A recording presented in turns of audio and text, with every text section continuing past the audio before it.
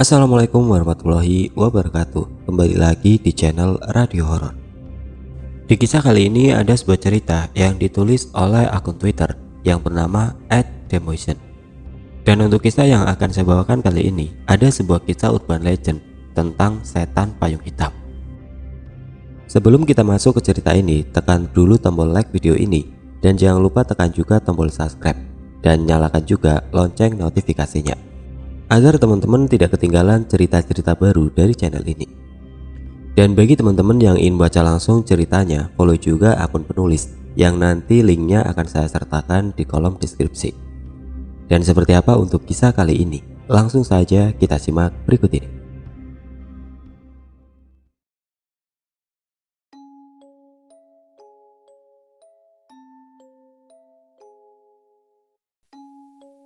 Ini ada sebuah cerita rakyat di daerah sini. Setan payung hitam akan muncul ketika hujan deras membasahi desa. Jam kuno menempel di dinding sebuah rumah sederhana. Waktu menunjukkan pukul 15.07. Seorang anak tengah melamun, entah apa yang ia pikirkan. Sementara langit dari arah selatan desa terlihat sudah mulai menghitam, pertanda akan turunnya hujan. "Woi Wan, melamun aja, main bola yuk," ajak Bagas dan seorang temannya. "Lah, di mana?" tanya anak yang tersadar dari lamunannya tersebut. "Di lapangan belakang desa Wan. Ayo, anak-anak yang lain juga udah pada kesana semua," Bagas menerangkan. "Ya udah yuk, sebentar mau ganti baju dulu." Setelah berganti baju, Wawan, Bagas dan Daud segera menuju ke lapangan di belakang desa yang harus melewati pekarangan dan rumpun bambu milik warga desa. Tidak lama mereka sudah sampai di tempat tujuan. "Lah, mana? Katanya udah banyak teman-teman di sini." Wawan bertanya kepada dua sahabatnya tersebut. "Ah, paling masih kumpul di rumah Nudi. Udah, tunggu di sini saja," Bagas menjawab pertanyaan sahabatnya. Tak lama air dari langit turun sedikit demi sedikit. Perlahan hujan mulai deras membasahi tubuh mereka. Namun siang, teman-teman yang lain tidak kunjung datang. Namun mereka tetap masih asik bermain, sementara hujan tidak kunjung reda. Malah semakin deras, membanjiri sebagian lapangan yang tidak rata. Perlahan tubuh Bagas mulai menggigil karena udara dingin yang kian terasa. Bagas meneduhkan badannya di saung kecil di samping lapangan. Karena melihat keadaan Bagas yang menggigil, Wawan dan Daud menyudahi permainan mereka. "Kenapa kamu, Gas?" tanya Wawan. "Aku kedinginan, udah gak kuat ah," jawab Bagas dengan nada pelan dan lemas. Tidak ada yang bisa mereka lakukan untuk menolong Bagas, karena memang baju mereka pun sudah basah kuyup semua. Mereka berteduh di bawah saung sambil menahan dingin, sementara hujan tidak kunjung reda. Kilatan petir mengagetkan mereka bertiga. Disusul suara guntur yang bergemuruh, seraya dengan suara derasnya hujan yang turun. "Aduh, jam berapa ini? Kayaknya sudah sore," gumam Daud. "Ini hujannya belum reda juga sialan. Balik ke sorean bisa dimarahin orang serumah nih." "Wan, Gas, aku pulang duluan ya," pinta Daud kepada teman-temannya. Lah, kamu ini gimana? Apa kamu gak lihat keadaan Bagas? Dia udah menggigil kedinginan kayak gitu, malah kamu mau pulang?" Nada ucapan Bagas meninggi. "Iya kan aku pulang juga sambil bilang ke bapaknya Bagas, suruh jemput Bagas dan kamu di sini." Daud memberi penjelasan akan tujuannya. "Beneran yo, awas kalau bohong." Daud berlari di tengah derasnya hujan. Tubuhnya kembali basah kuyup, terguyur air hujan sore itu. "Lah, itu siapa bawa payung?" Daud sejenak berhenti di jalan setapak di sebelah rumpun bambu untuk memastikan siapa yang tengah berada di depannya. Derasnya hujan menghalangi penglihatannya.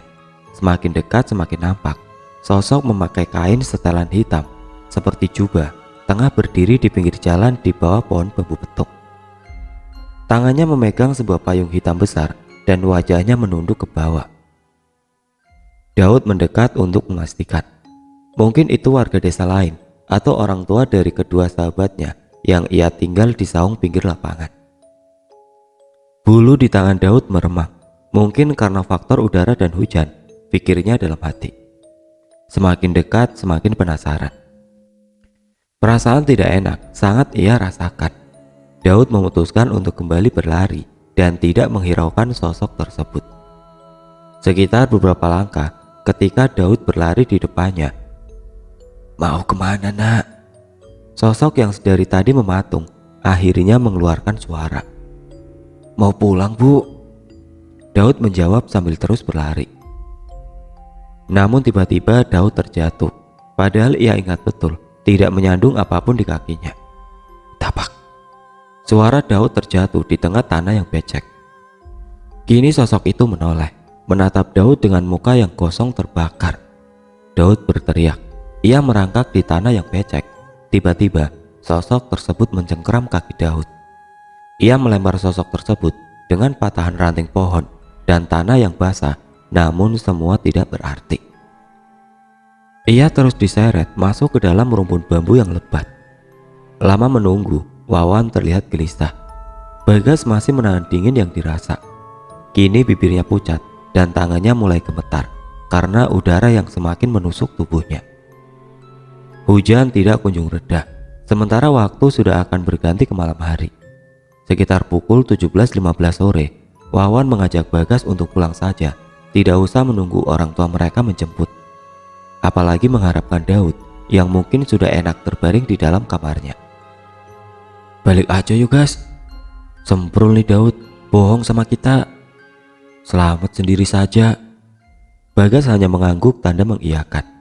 Hujan dan angin semakin kencang, berkolaborasi menjadi badai yang kecil menghantam desa. Di tempat lain, Narsi terlihat cemas di depan rumahnya. "Pak, coba susulin Bagas. Kok ya udah sore gini belum pulang juga?" Rasa khawatir tidak bisa disembunyikan dari wajahnya. Sementara suaminya terlihat santai sambil menikmati segelas kopi hitam dan sebatang rokok kretek asal Kediri. "Ya udah, biarin sih Bu, namanya juga anak laki-laki. Paling ya lagi main bola sama temannya," jawab Pak Wandi singkat. "Ini udah sore Pak, hujan deras pula. Sana cepat, susulin Bagas, suruh pulang Pak." Ucapan Narsi sangat memaksa, terlebih anaknya memang mudah sakit. Iya, nanti ambil payung dulu." Pak Wandi pun mengganti sarung yang ia kenakan dan mengambil sebuah payung dari belakang lemari. Tolong. Daud kini terjebak di sela-sela batang pohon bambu. Badannya lemas, tidak bisa digerakkan. "Ayo Gas, kita pulang aja. Gak usah nungguin ada yang jemput. Paling Daud juga sudah enak, gak peduli sama kita." Tangan Bagas diletakkan di bahu Wawan sebagai tumpuan tubuhnya. Dengan langkah yang pelan, mereka membelah hujan. Udara menjadi semakin dingin, ditambah berat tubuh dari Bagas membuat langkah Wawan tidak stabil. Belum lagi, jalan yang mereka lalui adalah tanah yang licin dan berlumpur. "Wan, itu apa?" Wawan menoleh ke arah yang Bagas tunjuk. "Paling bapakmu Gas," jawab Wawan. "Bukan, bapakku gak punya payung hitam," Bagas menjelaskan dengan suara pelan. "Lah, terus siapa dong?" Wawan kembali bertanya. Bagas hanya menggelek, sementara derasnya air hujan menghalangi pandangan mereka. "Demit paling Wan," Bagas coba menerka. "Coba lihat aja dulu mata kakinya, kalau bolong berarti demit, kalau enggak berarti manusia Gas." Dengan langkah yang gontai, mereka mendekat ke arah sosok tersebut. "Gas, mukanya nggak kelihatan," Wawan memberitahu sahabatnya tersebut. "Ya udah, lihat mata kakinya aja Wan." Bersamaan mereka melihat ke arah mata kaki sosok tersebut. "Bolong," ucap mereka bersamaan. "Setan payung ini," dalam hati mereka berkata.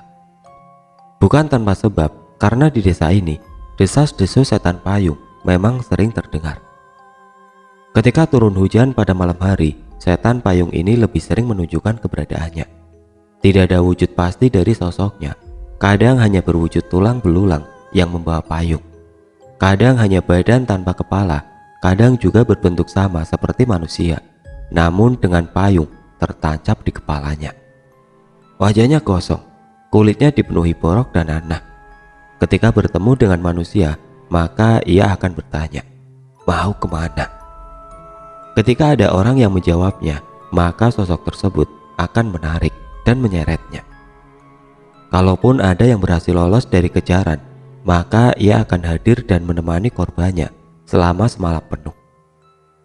Cerita yang sudah turun-temurun dipercaya warga desa.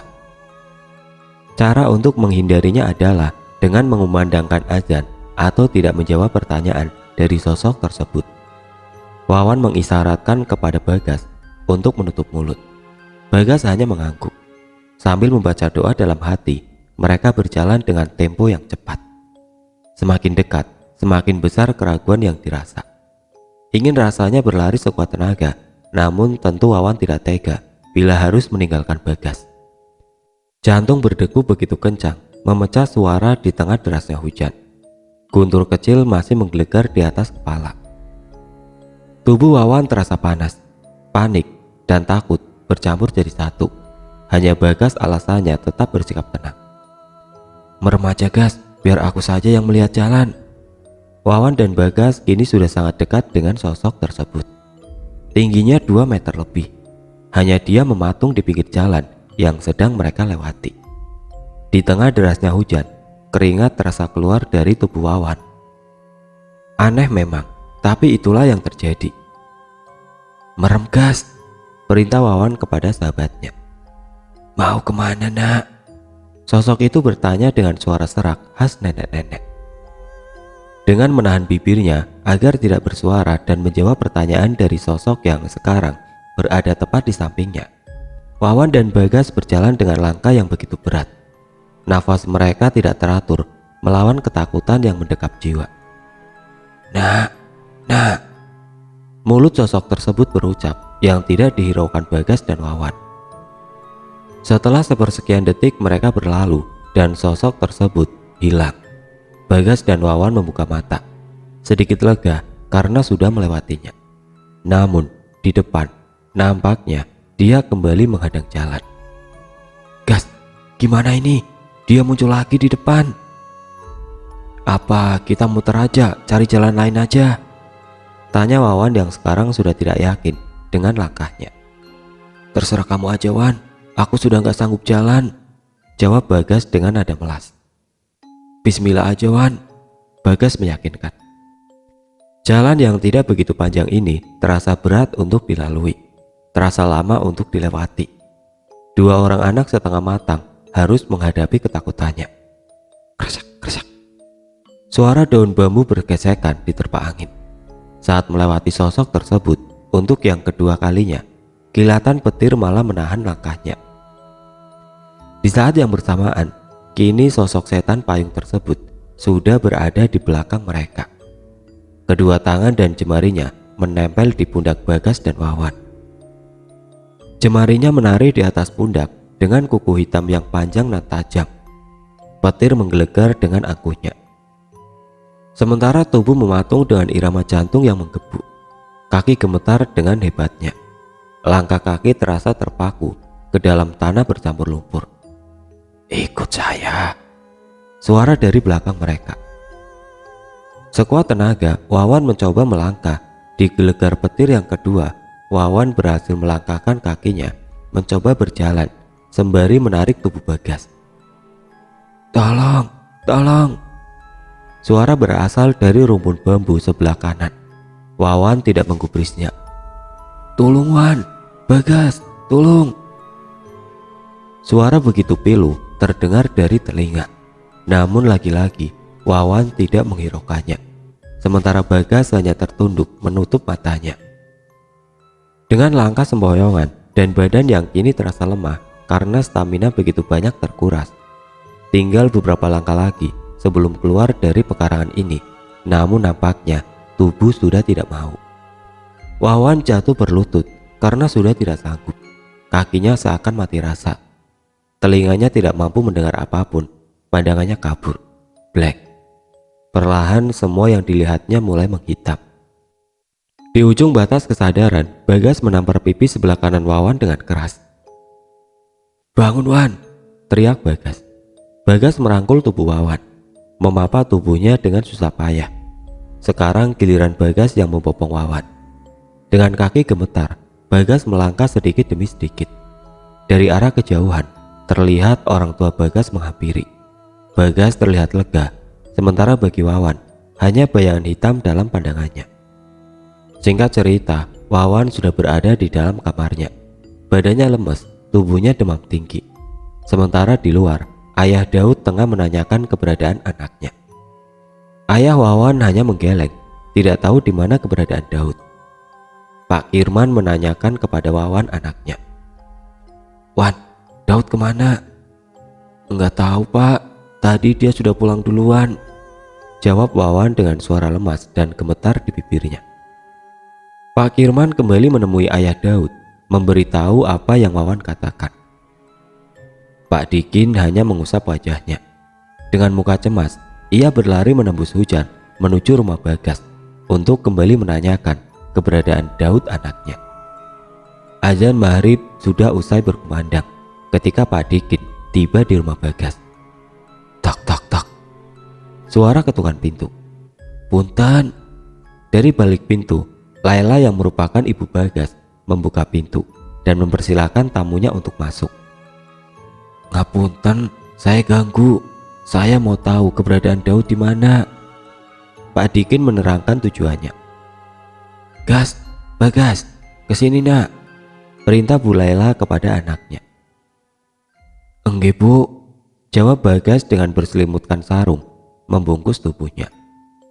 "Ini Pak Dikin mau nanyain kamu."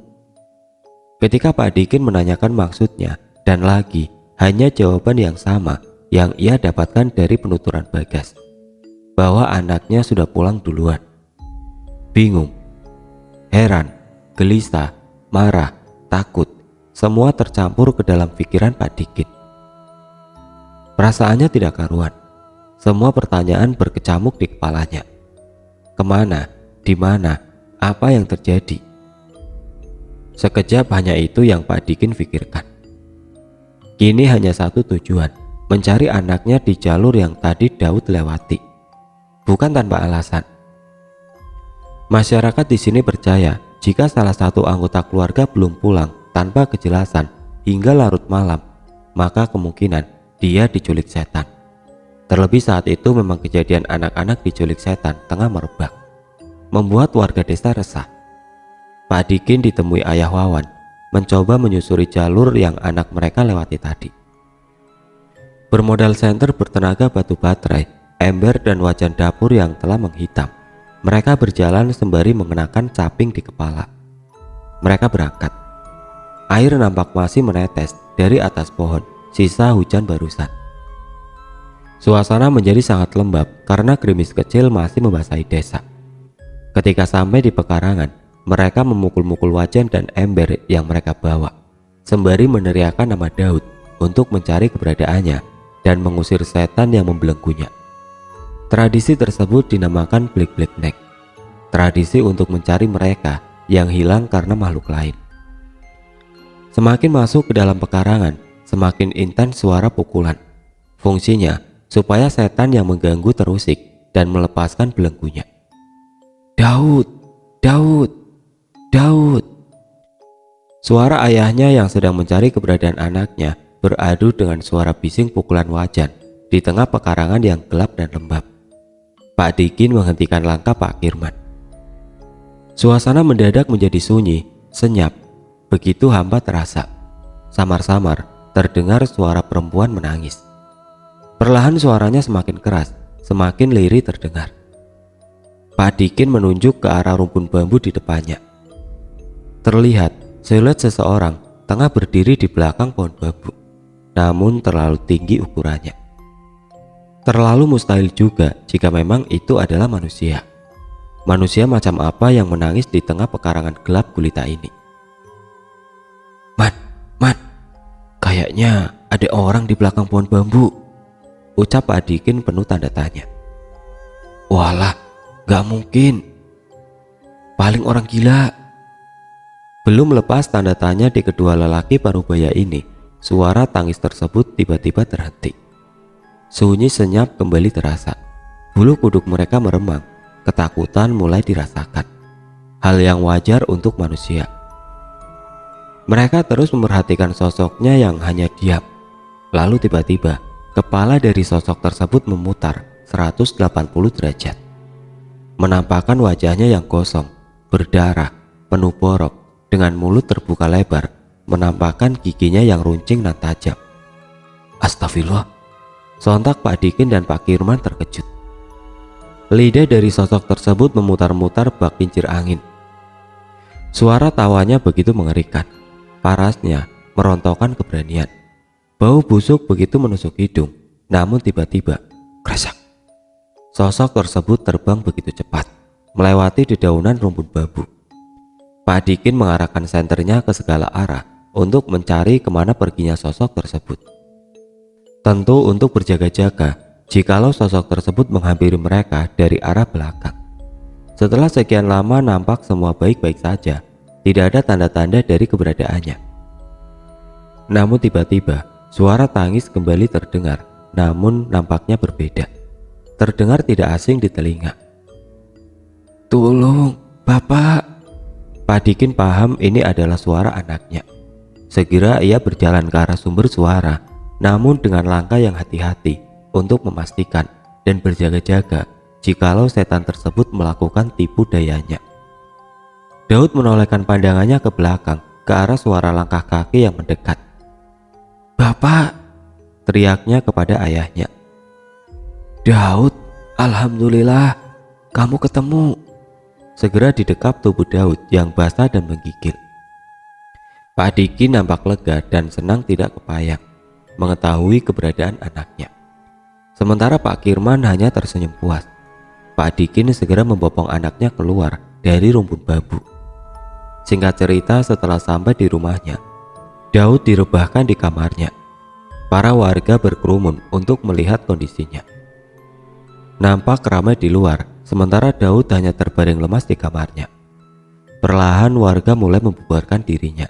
Hanya beberapa warga yang tersisa menemani Pak Dikin. Keesokan harinya, Daud telah sadar. Perlahan membuka matanya, namun badannya masih terasa lemas. Menurut kesaksian Daud, ketika Wawan dan Bagas berjalan tertatih, Daud melihat mereka dan berteriak meminta tolong. Namun Bagas dan Wawan tidak menghiraukan.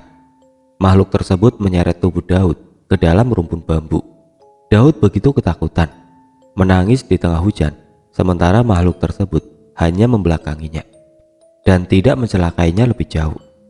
Itulah mengapa ketika hujan turun, anak-anak dilarang bermain hujan sampai sore atau bermain ke area pekarangan. Karena sosok setan payung tersebut kerap menampakkan wujudnya sampai sekarang. Jadi ketika hujan, lebih berhati-hatilah, terlebih ketika malam hari. Dan satu lagi, jangan dijawab.